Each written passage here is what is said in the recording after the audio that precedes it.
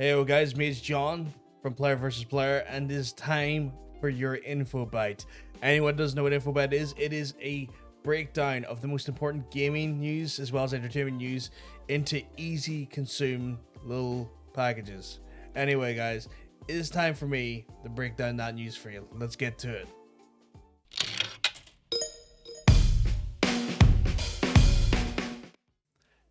It looks like Facebook is trying to steal Twitch streamers from the platform. How are they doing this here? Well, it looks like they're trying to make massive changes to the ad revenue model on Facebook, at least temporarily. So for anyone that doesn't know what's happening right now, there's actually a massive advantage on Facebook, as the subs system on Facebook gives 100% of its revenue share to the streamer. Now, this was meant to end in August of this year, but they're extending it right out to 2023. This means that for every sub that a streamer gets on Facebook, 100% of that revenue goes to the individual that gets the sub. Now, even with this revenue model ending in 2023, this still is an advantage over Twitch, because at the minute, the revenue on Facebook is 70-30 in favor of the streamer, meaning that only 30% of the revenue on Facebook generated by subs will go to Facebook, compared to Twitch, which has a 50-50 split at the minute for its partners and affiliates. Big actual money deal when you think about there, especially considering the amount of subs that some people can make a month, especially at partner stages. That's a lot of revenue that could be generated with a better share. Now, this is obviously a bit of a big momentous change. It's making a lot of Twitch partners now scream at Twitch to try and revamp their model and to take note of the model. This is interesting because I don't know if Twitch is going to be able to do that there, especially not the 100% share in their platform. At the end of the day, Twitch has not been known to be a very profitable business for Twitch. And I know a lot of people are probably thinking themselves, what the hell are you talking about, John? The amount of subs and bits that are bought on the platform are exorbitant. They are, but however, they don't have the same ad models and ad revenue that's generated on the likes of YouTube and Facebook, who actually own their own ad delivery systems.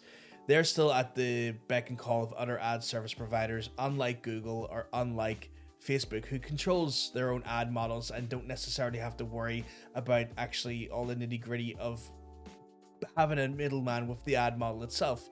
This is why Twitch has been so hard at work to try and make sure that you can't skip ads and to make ads at least a more enjoyable viewing experience, so that they can earn more revenue off the back of that. You may wonder what actually costs Twitch a lot of money. It's actually the encoding. The encoding for the service is so expensive, and I don't think a lot of streamers truly realize how much that cost is.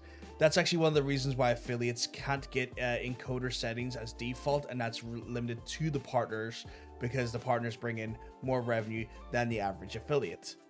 Now, in saying that there, it will have to be something that Twitch will have to look in long term, as their actual revenue skew being 50% compared to the 70% that is on Facebook is going to be hard to compete with after 2 years. Never mind the fact that they're already competing with 100% ad revenue skews to the streamer right now on Facebook.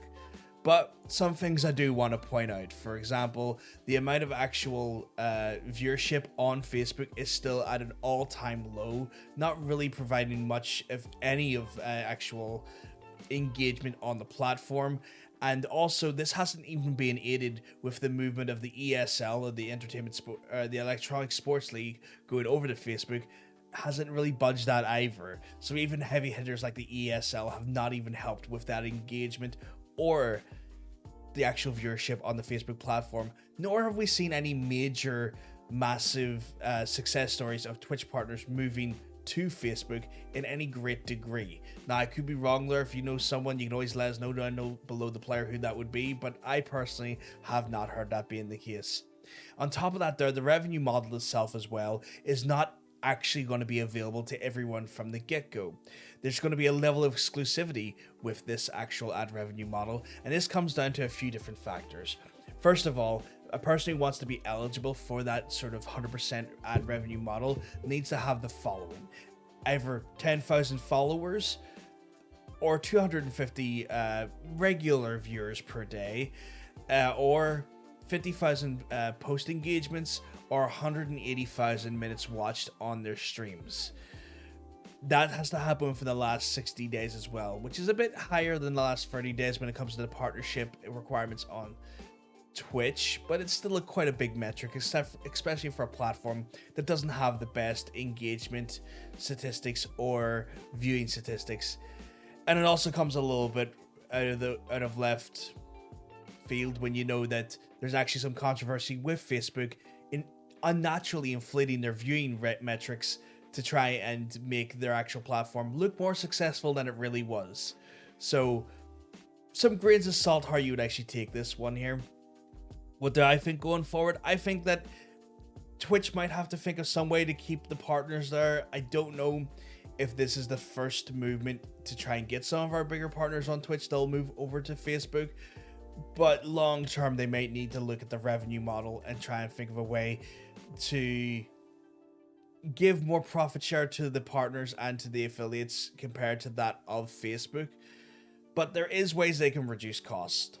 The way they can reduce cost the most is changing to a different encoder model. There's new encoders actually coming out that are way less bandwidth intensive, but still provide incredible quality for live streaming. And I think this is more likely something that's on Twitch's radar, and they're probably already working with it to ensure that they are getting this model through to try and reduce their bandwidth costs. Maybe once that comes through, we could probably see a more additional ad revenue share go to the streamer. But until then, I think it's very unlikely that we'll see that happen on the Twitch space. Obviously, if this is interesting you, let us know down below the player. If you have liked this video, hit the like button. If you want to see more news as it goes live, hit the subscribe button. But yeah, let us know below the player. What do you think? Is Facebook starting to look more appealing as a streaming platform for you? Or much like myself, are you going to just sit and wait and just see what happens? It's a bit scary. Sometimes these things can be exciting, and if you get on the ground floor on a platform, you can make it really big, but that's a big if. I mean, let's look at Mixer. Mixer didn't necessarily make it free, did it? But anyway, guys, I'm gonna love yous and gonna leave yous, but if you want to check us out more, we are live on Twitch ourselves, obviously, for the solo streams with myself every Monday, Tuesday, and Thursday, as well as Sundays, and also for the Player versus Player talk show on Friday nights at 8 o'clock. Know where you can find that there? You can find that at twitch.tv/itspvg, right below the player. Anyway, guys, gonna love yous, gonna leave yous. If we're lucky, we'll see yous next time. Have a good one. Peace.